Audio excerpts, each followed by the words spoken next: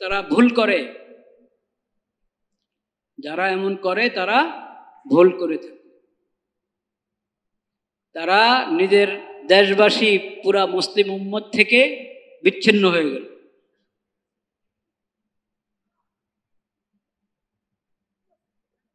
বিচ্ছিন্ন হয়ে ওনারা বলছেন যে আমরা সৌদির সাথে আমাদের মিল আছে, সৌদির সাথে আমাদের মিল আছে। তো সৌদির সাথে আপনার মিলটা আপনি জবরদস্তি ধরে নিচ্ছেন, নতুবা তারিখ কোনো রকম মিললেও সৌদির সাথে সময় মিলে না, 3 ঘন্টার পার্থক্য। এটা তো এখানের অবস্থা। আপনি মালয়েশিয়া চিন্তা করেন, জাপানের কথা চিন্তা করেন। যদি হাজী সাহেবগণ আরাফাতে অবস্থান যখন করবেন, সেই হিসেবে যদি আমি 9 যুলহজ্জের রোজা রাখি, তাহলে মালয়েশিয়াওয়ালারা রোজা শুরু করলে তাদের ইফতার হয়ে যাবে হাজী সাহেবরা আরাফার ময়দানে অবস্থান শুরু করার আগেই তাদের ইফতারের সময় হয়ে যাবে। হিসাব করে দেখেন, জাপানাওয়ালাদের তো হবেই। তাহলে এটা আরাফায় অবস্থান করার সময়ের সাথে যুক্ত না এই রোজাটা। এটা হলো 9 যুলহজ্জের রোজা। কিসের রোজা? 9 যুলহজ্জের রোজা। 9 যুলহজ্জ যার এলাকায় যখন, যার এলাকায় 9 যুলহজ্জ যখন, তখন সেই 9 যুলহজ্জের রোজা রাখবে। আবার ওই রোজা রাখার ফজিলত সে তখনই পেয়ে যাবে। যাদের এলাকায় আরবের আগে চাঁদ দেখা যায়, হয় কি না? হয়। আরবের আগে কোন কোন এলাকায় চাঁদ দেখা যায়? সৌদি আরবের আগে কোন কোন এলাকায় চাঁদ দেখা যায়? যেদিন সৌদিতে 9 যুলহজ্জ, ওদিন তাদের এখানে 10 যুলহজ্জ। সৌদিতে 8 যুলহজ্জ, তাদের এখানে 9 যুলহজ্জ। আপনি এটা ধারণা করেন না যে সৌদি সব জায়গার আগে হয় না। সৌদি পুরো বিশ্বের আগে প্রথম চাঁদ দেখা যায়, প্রথম নতুন চাঁদ সৌদিতে দেখা যায়, এই ধারণা ঠিক না। অনেক মাসেই এমন হয় যে সৌদি আরবের আগেও বিভিন্ন এলাকায় চাঁদ দেখা যায়। আফ্রিকার বিভিন্ন দেশে, আমেরিকার কোন কোন জায়গায় সৌদির আগে চাঁদ দেখা যায়। সব মাসে না, এগুলো তো আল্লাহর কুদরত। আল্লাহ তাআলা ওয়াহুয়াল্লাযী জাআলাল লাইলা ওয়ান নাহারা খিলফাতাল লিমান আরাদা আন ইয়াযাক্কারা আও আরাদা শুকুরা। আল্লাহর কুদরত। আল্লাহ তাআলা চাঁদ সূর্যের সৃষ্টি এমন ভাবে করেছেন, এমন হিসাবের সাথে জুড়ে দিয়েছেন আল্লাহ তাআলা চাঁদ এবং সূর্যের অন্যান্য নক্ষত্রের গ্রহ, উপগ্রহ এবং নক্ষত্রের চলাচল আল্লাহ তাআলা এমন সূক্ষ্ম হিসাবের সাথে জুড়ে দিয়েছেন, সেটা তার হিসাব মতেই চলবে, তার পথে চলবে, তার নিয়ম মতে সে চলবে। কুল্লুন ফি ফালাকিন ইয়াসবাহুন।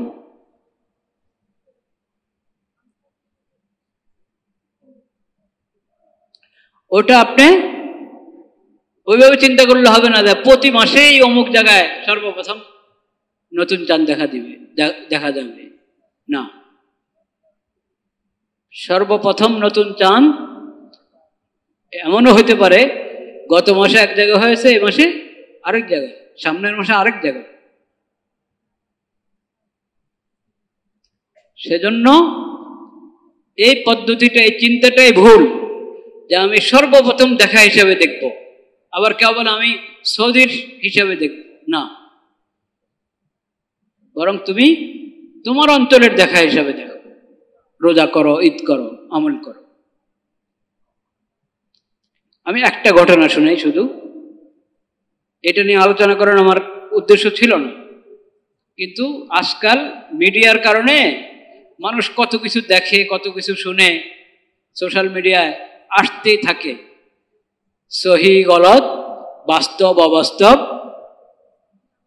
কত কিছু পেশ করা হয়, কিন্তু যারা শুনে সব কিছুকে এক আন্দাজে ধরে নেয়, একরকম মনে করে সবকিছুকে। একটা ঘটনা শুনে। আমিরুল মুমিনিন ওমর রাদিয়াল্লাহু তাআলা আনহু,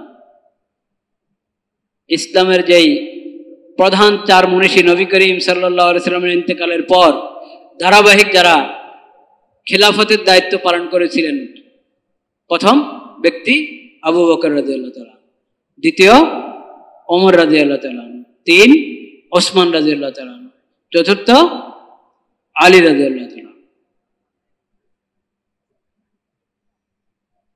তো দ্বিতীয় মহামনীষী ওমর রাদিয়াল্লাহু তাআলা আনহু, আমিরুল মুমিনিন ওমর রাদিয়াল্লাহু তাআলা আনহুর কাছে কিছু লোক, এক এলাকার কিছু লোক গিয়ে জিজ্ঞাসা করল, হে আমিরুল মুমিনিন, আমাদের অবস্থান হলো পাহাড়ের পিছনে, আমরা যে এলাকা অবস্থান করি বড় উঁচা উঁচা পাহাড়, ওই পাহাড়ের পিছনে আমাদের অবস্থান। লা নহিল্লু ইদা আহাল্লান নাস, মানুষ যেদিন নতুন হেলাল দেখে আমরা ওই দিন দেখি না, আড়ালে থাকার কারণে চাঁদ একটু নিচে, আমরা আমাদের জায়গা থেকে প্রথম হেলাল কি করে না দেখি না। পরে জানি যে আচ্ছা ওই দিকের মানুষ তারা তো আগেই নতুন চাঁদ দেখে ফেলেছে, সে হিসেবে তারা রোজা শুরু করে দিয়েছে। আমরা পরে জানি, পরে খবর পাই। তারা তাদের যখন হেলাল হয়েছে, আমাদের হেলাল তখন হয় না, আমরা হেলাল দেখি। আমাদেরকে কি বলেন আপনি, কি পরামর্শ আমাদের ব্যাপারে আপনার? লক্ষ্য করার বিষয় কিনা আমাদের ব্যাপারে আপনার কি পরামর্শ? আজকাল যারা আগে আগে ঈদ করে তাদের কাছে পরামর্শ জিজ্ঞেস করালে তারা কি বলতো, তোমরা যাও কিছু লোককে পাঠাও আগে থেকে, পাহাড়ের উপরে উঠো, পাহাড়ের উপরে উঠে দেখো,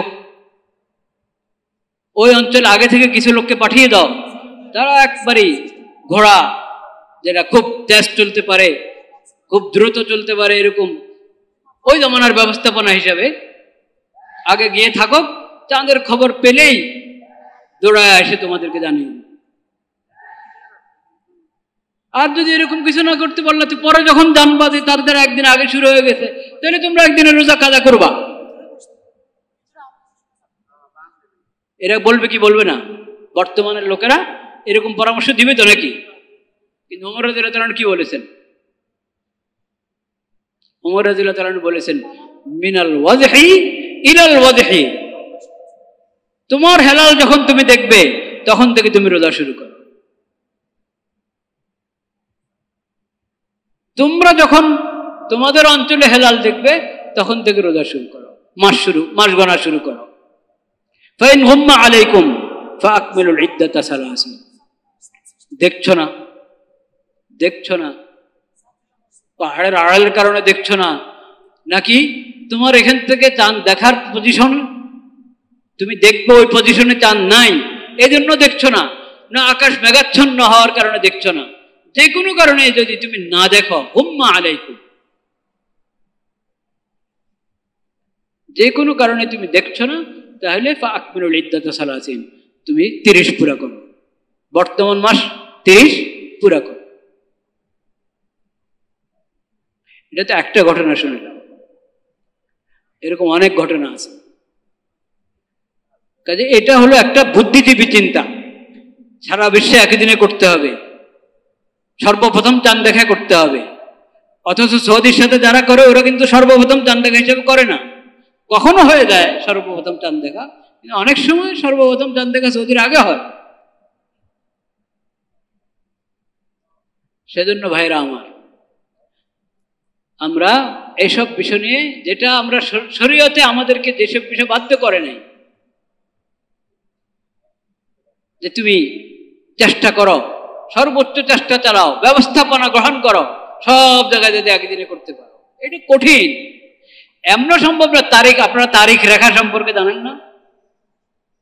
কি ডেট বলে ওটাকে, ডেট কি বিশ্বের মানে সর্বপ্রথম তারিখ পরিবর্তন হয় কোন জায়গায়, দিন পরিবর্তন হয় কোন জায়গায়?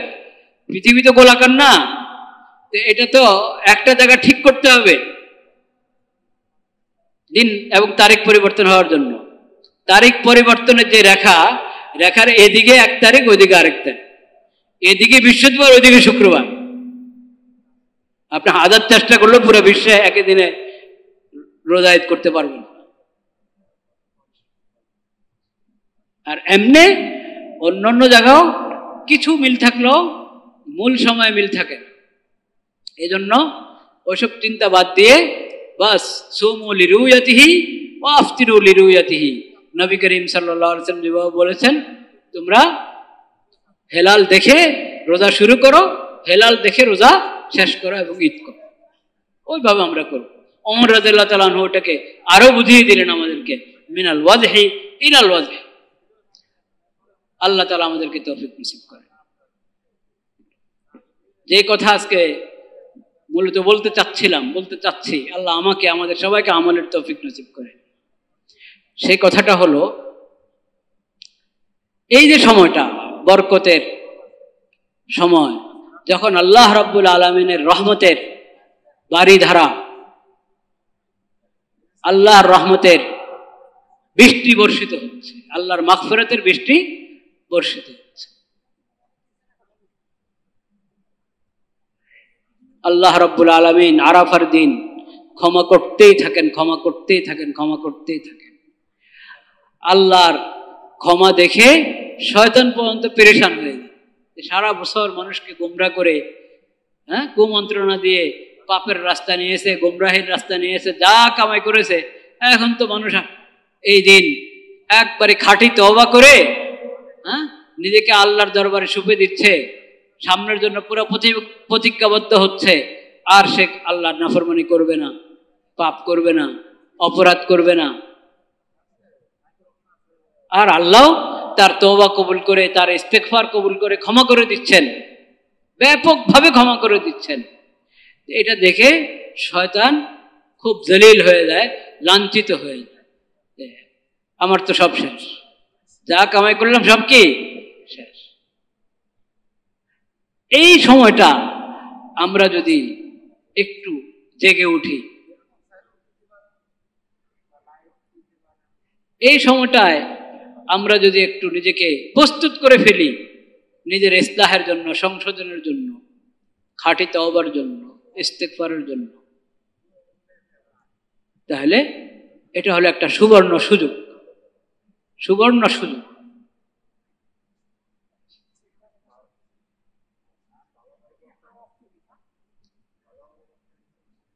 আল্লাহর মাগফিরাতের দরজা যখন পুরো উন্মুক্ত, ব্যাপকভাবে মাগফিরাত হচ্ছে, তখন আমি কেন মাগফিরাতের আশা করব না? কেন আমি মাগফিরাতের আমল করব না? কেন আমি খাঁটি দিলে তওবা করব না? কেন নিজের জিন্দেগির পিছনের কাফারা দেওয়া শুরু করব না?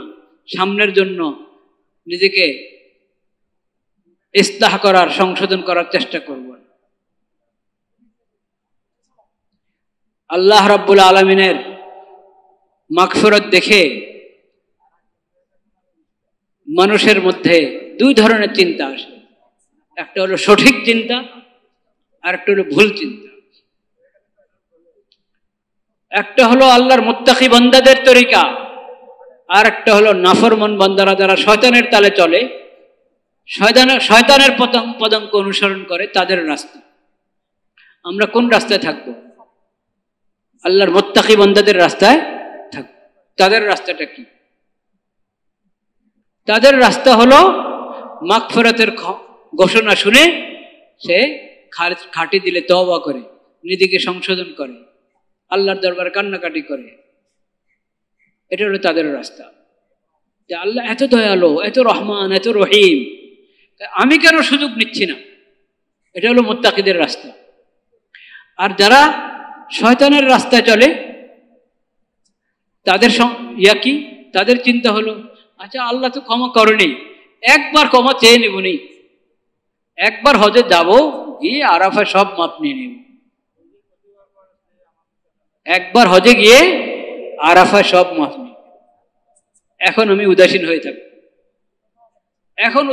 থাকবো, ওটা এখন গুনার মধ্যেই লিপ্ত। আল্লাহ যখন এতই ক্ষমা করেন, একবার ক্ষমা চেয়ে নিন। এটা শয়তানের রাস্তা। এটা কার রাস্তা? শয়তানের রাস্তা। মুমিনের রাস্তা কোনটা, মুত্তাকিদের রাস্তা কোনটা? মুত্তাকিদের রাস্তা আল্লাহ এত ক্ষমা করছেন, আমি এখনই আল্লাহর কাছে ক্ষমা চাই, এখনই তওবা করি, এখনই ভালো হয়ে যাওয়ার চেষ্টা শুরু করি, এখনই নিজের পিছনের জিন্দেগির কাফারা দেওয়া শুরু করি। এটা হলো মুত্তাকিদের রাস্তা। আমি যদি মুত্তাকিদের রাস্তা অবলম্বন করি, তাহলে এই মাগফিরাতের বাড়িধারা থেকে আমি সুযোগ গ্রহণ করতে পারব। আল্লাহর রহমতের বৃষ্টি যখন সব জায়গায় বর্ষিত হচ্ছে, আমার গায়েও ওই রহমতের বৃষ্টি বর্ষিত হবে। ওয়াসিআত রহমতি কুল্লা শাই, ওয়াসিআত রহমতি কুল্লা শাই ফাসাআকতুবুহা লিল্লাযীনা ইয়াত্তাকুন। আল্লাহর রহমত আল্লাহ কোরআনে ঘোষণা করে দিয়েছেন, জানিয়ে দিয়েছেন আমাদেরকে, রহমতি ওয়াসিআত কুল্লা শাই। আমার রহমত তো ব্যাপক। আল্লাহর রহমত কি সংকীর্ণ? কখনো না। আল্লাহর রহমত একবারে ব্যাপক, কুল্লা শাই। প্রতিটি মানুষ না শুধু, আল্লাহর প্রতিটি মাখলুক, প্রতিটি জিনিসকে বেষ্টন করে রেখেছে আল্লাহর রহমত। সবাই যদি আল্লাহর রহমতের দরিয়ায় ডুবে যায়, এত রহমত পেয়ে যাচ্ছে একজন, এক ব্যক্তি যে আল্লাহর রহমতের দরিয়ায় ডুবে গেছে, তারপরে আল্লাহর রহমতের মধ্যে কোনো কমই আসবে, কোনো কম হবে না আল্লাহর রহমতের। আল্লাহর রহমত এত বেশি। আল্লাহ বলছেন আমার রহমতটা এত ব্যাপক, এত বেশি, কিন্তু তোমাকে তো পেতে হবে। তুমি সেই রহমতের বৃষ্টি তোমার গায়ে তো লাগাইতে হবে, ওই রহমত তো তোমাকে গ্রহণ করতে হবে। ফাসাআকতুবুহা লিল্লাযীনা ইয়াত্তাকুন।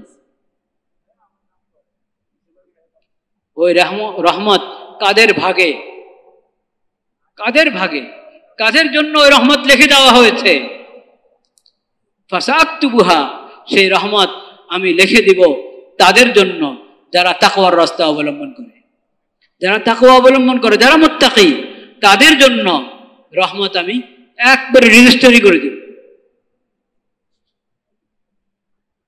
ভাইরা আমার, আল্লাহর রহমতের শেষ নাই, আল্লাহর মাগফিরাতের শেষ নাই, কিন্তু সেটা হাসিল করতে হলে আমাকে মুত্তাকি বনতে হবে। আমাকে কি বনতে হবে? মুত্তাকি বনতে হবে। উদাসীন হয়ে পড়ে থাকলে হবে না, অবহেলাতে পড়ে থাকলে হবে না। কোনো এক সময় কোনো এক শবে বেড়াতে আমি ক্ষমা চেয়ে নিব, কোনো এক শবে কদরে আমি ক্ষমা চেয়ে নিব, কোনো এক হজে গিয়ে, কোনো এক উমরায় গিয়ে আমি ক্ষমা চেয়ে নিব, এরকম ধারণা করা, নিজেকে অলসতা এবং উদাসীনতার সাগরে ভেসে দিয়ে এরকম কল্পনা করতে থাকা যে করে নিব, করে নিব, পরে পরে ভালো হয়ে যাব, পরে ভালো হয়ে যাব, পরে তওবা করে নিব, এটা মুত্তাকির রাস্তা না, এটা শয়তানের রাস্তা। এটা নফস শয়তানের বরবাদ করার রাস্তা। এটা ওই রাস্তা যদি আমি পাড়া দিই, ওই দিকে যদি আমি যাই, তাহলে আমি আল্লাহর রহমত এবং মাগফিরাতের ভাগী হব না।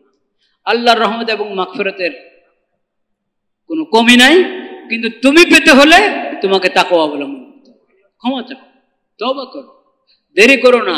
তওবায় বিলম্ব করতে নাই, নেক আমলে বিলম্ব করতে নাই, গুনাহ ছাড়তে বিলম্ব করতে নাই। গুনাহ এখনই ছাড়ো, নেক আমল এখনই শুরু করো। পিছনে যা মানুষের হক নষ্ট করেছে এখনই আদায় করা শুরু করো, হক আদায় করা এখনই শুরু করো। আল্লাহর মাখলুকের হক ওটা আদায় করতেই হবে। ওটা শুধু আস্তাগফিরুল্লাহ আস্তাগফিরুল্লাহ বললে মাফ হবে না।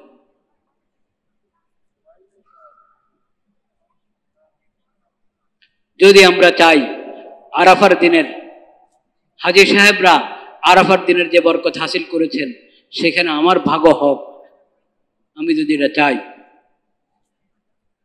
তাহলে এটাই রাস্তা। নগদ তওবা, নগদ তওবা, নগদ ইস্তেগফার, নিজেকে সংশোধন করার নগদ পদক্ষেপ। কারণ ভবিষ্যতের কোনো কি নাই, ভরসা নেই। ভবিষ্যতের ভরসা আছে? ভবিষ্যতের ভরসা নেই। পরে, ওই পর কখন আপনি চিন্তা করতেছেন? 1 মাস পর, 1 বছর পর, কয়েক বছর পর, কোনো পরের ঠিকানা নেই, কোনো পরের কি নাই ঠিকানা, যে কোনো সময় উঠতে আসতে পারে। এর চেয়ে বড় আরো কঠিন কথা হলো, মৃত্যু আসে নাই। আমি বলছি আচ্ছা 1 বছর পরে উমরা গিয়ে হজে গিয়ে ভালো হয়ে যাব। 1 বছর আমি হায়াতে আছি, আমিও পরিবর্তন হলাম না, মৃত্যু আসলো না, 1 বছর তো জিন্দায় আছি। তো ঠিক আছে, তাহলে আরো 1 বছর পর, আরো কয়েক মাস পর, আরো কিছুদিন পর।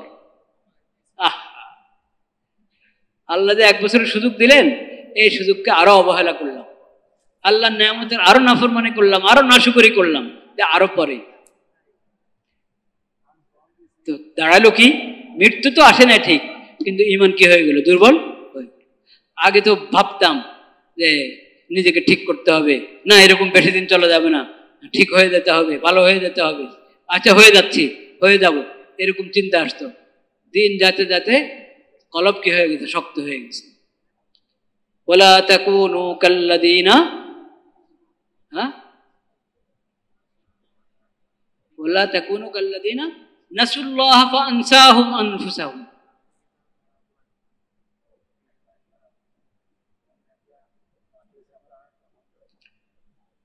সূরা হাদীদের মধ্যে আছে কাসাত কুলুবুহুম, ওদের মতো হয়েও না যাদের দিল শক্ত হয়ে গেছে। করছি করতে করতে দিন যায়, না ইলমের চর্চা, না আমলের চর্চা, খালি করছি, ওইভাবে দিল কি হয়ে যায়, শক্ত। দিল শক্ত হয়ে গেলে তখন আর আল্লাহর জিকিরের মজা পাওয়া যায় না, কোরআন তেলাওয়াতে মজা পাওয়া যায় না, ইবাদতে মজা পাওয়া যায় না, সমস্ত ইবাদত বোঝা মনে হয়, নেক আমল বোঝা মনে হয়, গুনার মধ্যে খালি স্বাদ পাওয়া যায়, খালি গুনাতে স্বাদ পাওয়া যায়। তখন আর এই চিন্তা আসে না যে 1 বছর পর উমরা গিয়ে মাপ নিয়ে নেব, 100 বরাতে মুনাজাত দিয়ে মাপ নিয়ে নেব, এই কথা আর মাথায় আসে না, দিল এত শক্ত হয়ে যায়। তাহলে পর কি আমার হাতে আছে, পরে করব, ভবিষ্যতে করবো, এটা আমার হাতে নাই। হয়তো এর আগে মরেই যাব, এর আগে এমন এক অসুস্থতা এসে গেছে, এখন আর কথাও বলতে পারি না, আস্তাগফিরুল্লাহ উচ্চারণ করার শক্তিও নেই, বা পুরো সুস্থ, কোনো সমস্যা নেই, কিন্তু দিল শক্ত। আমি সুস্থ কিন্তু আমার দিল অসুস্থ, আমি সুস্থ কিন্তু আমার দিল কি অসুস্থ, ইমানি শক্তি হারিয়ে ফেলেছি, এখন আর তওবার তৌফিক হয় নাই।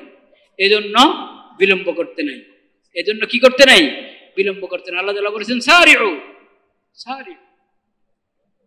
মাগফিরাত চাচ্ছ, দৌড়াও এখনই, বিলম্ব করো না। আল্লাহ যা বলেছেন কোরআনে, তা বলেছেন নবী করিম সাল্লাল্লাহু আলাইহি ওয়াসাল্লাম হাদিস শরীফ।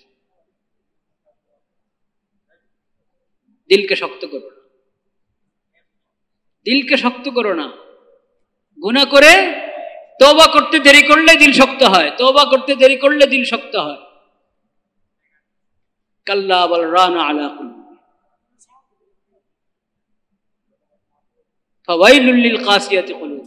কোরআনে যা আল্লাহ বলেছেন, নবী করিম সাল্লাল্লাহু আলাইহি ওয়াসাল্লাম হাদিস শরীফে ওগুলো আরো বারবার বলে বলে, বিস্তারিত বলে বলে আমাদেরকে শিখিয়েছেন যে আজকের কাজ কালকের উপরে ফেলে রেখো না। নেক আমল করার চিন্তা করেছ, দেরি করো না। গুনাহ থেকে বাঁচার আগ্রহ সৃষ্টি হয়েছে অন্তরে, তাইলে আর কালকের জন্য ফেলে রেখো না, এখনই করো। হাসিবু আনফুসাকুম ক্বাবলা আন তুহাসাবু, ওই কথা সাহাবীরা বলেছেন, হাসিবু আনফুসাকুম ক্বাবলা আন তুহাসাবু। হাসর ময়দানের হিসাবের অপেক্ষা বসে থেকো না, এখনই তুমি তোমার হিসাব নাও। মিজানে তোমার আমল ওজন করা হবে, ওটার অপেক্ষা বসে থেকো না, এখনই তুমি তোমার মাপ নিজে নিয়ে। তোমার নেকির পাল্লা ভারী না গুনার পাল্লা ভারী, তুমি নিজে হিসাব করো না, নিজে মাপ করো না, ওজন করো, এখনই ওজন করো, দেরি করো না। ইদা আসবাহাতা ফালা তানতাযিরিল মাসা, সকালে উপনীত হয়েছ, সন্ধ্যার অপেক্ষা করো না, সন্ধ্যা উপনীত। ইদা আমসাইতা ফালা তানতাযিরিস সাবাহা, সন্ধ্যা উপনীত হয়েছ, সকালের অপেক্ষা করো। তুমি জানো না যে কিছুক্ষণ পরে তুমি কোন হালাতে আসো, জিন্দাদের সঙ্গে আসো না মৃত্যুদের কাতারে চলে গেছো। এই তো শিক্ষা রাসূল আল্লাহ রাব্বুল আলামিনের কোরআন কারীমে, এই তো শিক্ষা নবী করিম সাল্লাল্লাহু আলাইহি ওয়াসাল্লামের হাদিস শরীফে, এই তো শিক্ষা নবী সাল্লাল্লাহু আলাইহি ওয়াসাল্লামের সাহাবীগণ।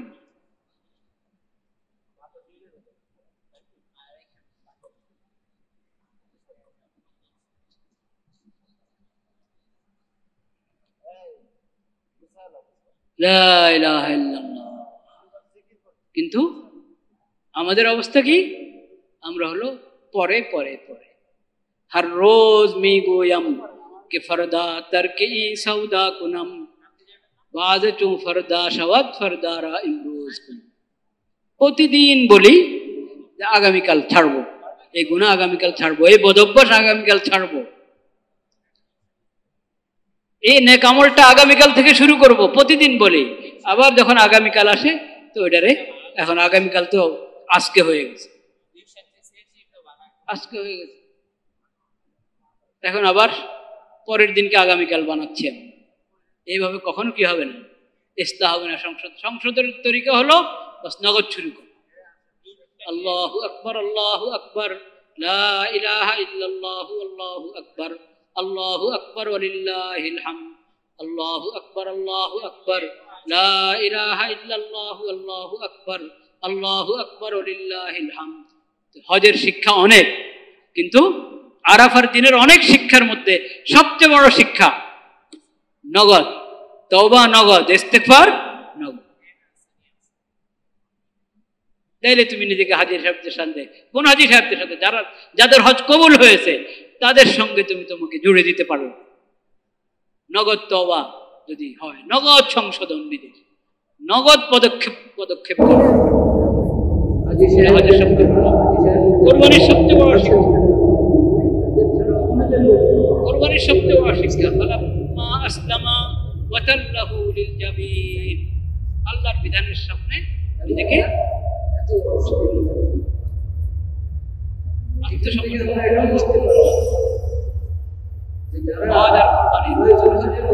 বড় শিক্ষা যদি আপনি বলেন, তাও এই বড় শিক্ষা যদি আপনি বলেন ইসলামের বিধানের সামনে আল্লাহ তাআলা সেটা সারা বিশ্বে আর বিলম্ব, কি বললাম, বিলম্ব নগদ, যদিও আল্লাহ তাআলা তো